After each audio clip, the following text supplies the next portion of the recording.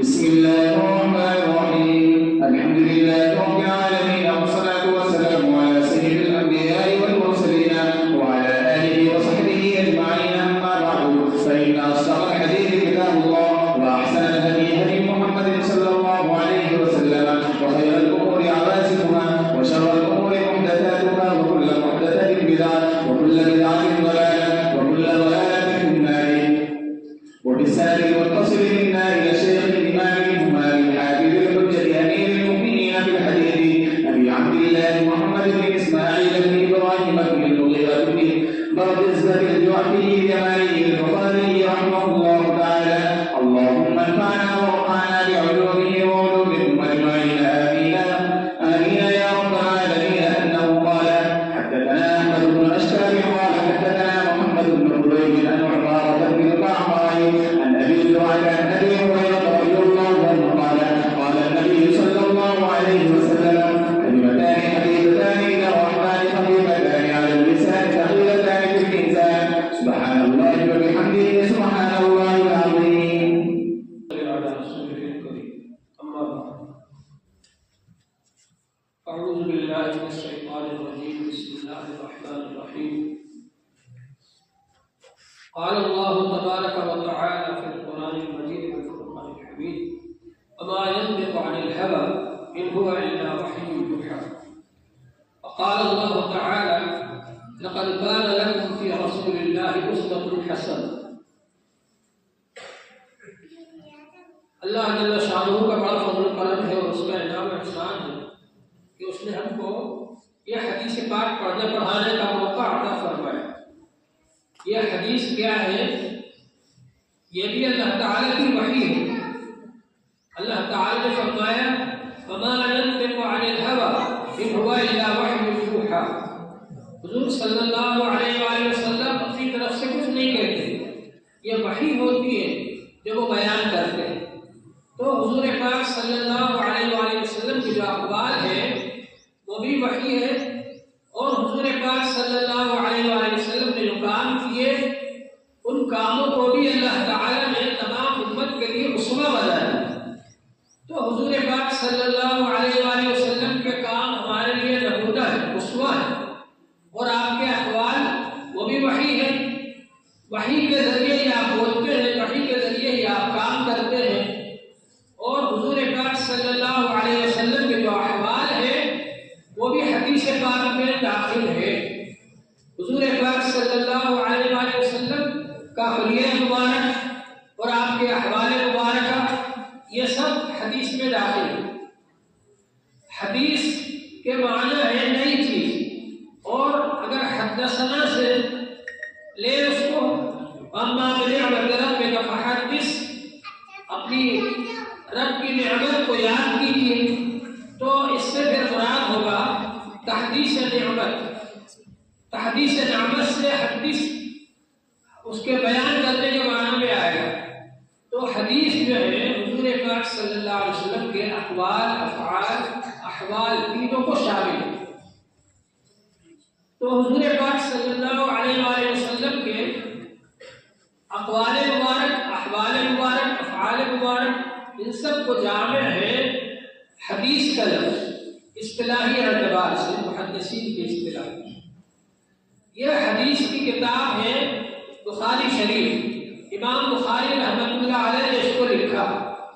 حدیث کی بہت سی کتابیں لکھی گئی. حضور پاک صلی اللہ علیہ وآلہ وسلم کے زمانے سے ہی حدیث پاک لکھنے کا سلسلہ جاری تھا. حضرت عبداللہ بن عمرو بن عاص رضی اللہ عنہ حضور پاک صلی اللہ علیہ وآلہ وسلم کی مجلس میں بیٹھ کر حدیث لکھا کرتے تھے. لوگوں نے کہا کہ آپ حدیث لکھنے ہو، حالانکہ حضور صلی اللہ علیہ وآلہ وسلم بشر ہیں، کبھی غصے میں ہوتے ہیں، کبھی خوشی میں ہوتے ہیں. انہوں نے جا کر حضور صلی اللہ علیہ وآلہ وسلم سے بات کہی. تو حضور پاک صلی اللہ علیہ وآلہ وسلم نے فرمایا: اکتب فإنه لا يخرج منه إلا حق. لکھو، اس لیے کہ زبان سے حق کے علاوہ کچھ نہیں نکلے گا. یعنی یہ زبان حضور پاک صلی اللہ علیہ وسلم کی زبان ہے، نبی پاک صلی اللہ علیہ وسلم کی زبان ہے. تو اس زبان سے کوئی غلط بات نہیں نکلے گی، اس لیے لکھو. تو لکھنے کا سلسلہ حضور پاک صلی اللہ علیہ وآلہ وسلم کے زمانے سے ہی شروع ہو گیا تھا۔ حضور پاک صلی اللہ علیہ وآلہ وسلم نے ایک صحابی ابی شاہ کے لیے کچھ احکام لکھ کر کے بھجوائے اور یہ فرمایا قبول ابو شاہ کے لیے لکھو، چنانچہ لکھ کر کے ابو شاہ کو دیے گئے۔ تو معلوم یہ ہوا کہ حضور صلی اللہ علیہ وسلم کے حکم سے احادیث لکھی گئی۔ اسی طرح حضرت علی رضی اللہ عنہ کے پاس ایک صحیفہ تھا، اس کا نام تھا صادقہ، تو وہ صحیفہ صادقہ حضرت علی رضی اللہ عنہ کے پاس تھا، اس میں بھی احکام لکھے ہوئے تھے۔ تو حدیث پاک یہ کیا ہے؟ یہ قرآن پاک کی شرح بھی ہے اور شرح بھی ہے۔ حضور پاک صلی اللہ علیہ وآلہ وسلم نے احکام بیان فرمائے، وَأَنزَلْنَا إِلَيْكَ الذِّكْرَ لِتُبَيِّنَ لِلنَّاسِ مَا نُزِّلَ إِلَيْهِمْ، ہم نے آپ پر قرآن پاک نازل کیا تاکہ آپ بیان کر دیں لوگوں کے سامنے وہ احکام نازل کیے گئے ہیں۔ تو اللہ تبارک و تعالی نے جو قرآن پاک میں احکام نازل فرمائے ان کی شرح بھی حدیث پاک ہے، اور جو احکام اس میں نہیں آئے اس کی شرح ہے حدیث پاک۔ چنانچہ حضور پاک صلی اللہ علیہ وآلہ وسلم نے قرآن پاک کو بیان فرمایا، اس کی وضاحت فرمائی، اس کو سمجھایا۔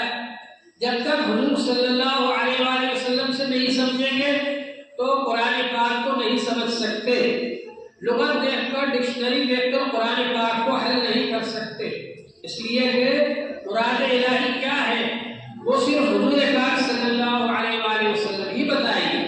اللہ تعالیٰ نے آپ کو معلم کتاب بنا کر بھیجا اور یہ فرمایا کہ آپ اس لیے تشریف لائیں تاکہ آپ لوگوں کا تزکیہ فرمائیں، وَيُعَلِّمُهُمُ الْكِتَابَ وَالْحِكْمَةَ، اور کتاب اور حکمت کی آپ تعلیم دیتے ہیں۔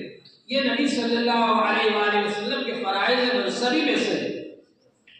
تو حضور پاک صلی اللہ علیہ وآلہ وسلم نے کتاب کی تعلیم دی، اور کتاب میں کیا ہے، کس لفظ سے کیا مراد ہے، یہ حضور پاک صلی اللہ علیہ وآلہ وسلم نے بتلایا۔ ہم اپنی طرف سے اس کو نہیں سمجھ سکتے، چنانچہ حضور پاک صلی اللہ علیہ وآلہ وسلم کے زمانے میں ہی ایک واقعہ پیش آیا۔ ایک صحابی نے جب یہ آیت پاک نازل ہوئی، کلوا واشربوا حتی یتبین لکم الخیط الابیض من الخیط الاسود، کھاتے پیتے رہو یہاں تک کہ سفید دھاگا اور سیاہ دھاگا ظاہر ہو جائے۔ تو وہ صحابی نے اپنے تکیے کے نیچے ایک سیاہ دھاگا رکھ لیا اور ایک سفید دھاگا رکھ لیا اور سحری کھاتے رہے جب تک کہ دونوں دھاگے صاف صاف ظاہر نہیں ہوئے۔ لیکن صحابہ کرام جو بھی کام کرتے تھے یا تو پہلے پوچھتے تھے حضور پاک صلی اللہ علیہ وآلہ وسلم سے، یا بعد میں آ کر بتاتے تھے کہ یہ کام صحیح ہوا ہے غلط ہوا۔ چنانچہ انہوں نے آ کر صبح بتلایا کہ میں نے اس آیت پر اس طرح سے عمل کیا کہ سیاہ دھاگا اپنے تکیے کے نیچے رکھ دیا، ایک سفید دھاگا رکھ دیا اور سحری کھاتا رہا جب تک دونوں صاف صاف ظاہر نہ ہوئے۔ تو حضور پاک صلی اللہ علیہ وآلہ وسلم نے فرمایا، ارے تمہارا تکیہ اتنا لمبا چوڑا ہے کہ اس میں سیاہ دھاگا اور سفید دھاگا بھی آ گیا۔ ارے بھائی، سیاہ دھاگا اور سفید دھاگے سے مراد تو سفید دھاگے سے مراد صبح صادق ہے اور سیاہ دھاگے سے مراد صبح کاذب ہے، رات کا اندھیرا چھائے رہتا ہے۔ جب صبح صادق ہوتی ہے تو وہ ختم ہو جاتا ہے، تو صبح صادق جب ہو جاتی ہے سحری کا وقت ختم ہو جاتا ہے۔ حالانکہ وہ صحابہ اپنی زبان جانتے تھے، عربی زبان سے واقف تھے، لیکن اللہ کی مراد کو نہیں سمجھ سکے جب تک حضور پاک صلی اللہ علیہ